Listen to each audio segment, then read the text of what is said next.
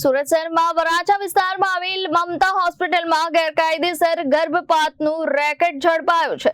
જિલ્લા આરોગ્ય અધિકારીએ દરોડા પાડી આખા કૌભાંડનો ભાંડો ફોડ્યો છે। જો કે આ રેકેટનો મુખ્ય સૂત્રધાર રામગોપાલ ખંડેલવાલ પોલીસના હાથમાંથી ફરાર થઈ ગયો છે।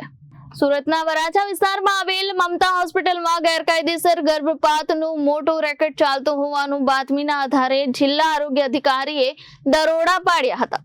આ તપાસ દરમિયાન હોસ્પિટલમાં ગેરકાયદેસર પ્રવૃત્તિઓ ચાલી રહી હોવાની પુષ્ટિ થતા આરોગ્ય વિભાગે તાત્કાલિક કાર્યવાહી હાથ ધરી હતી।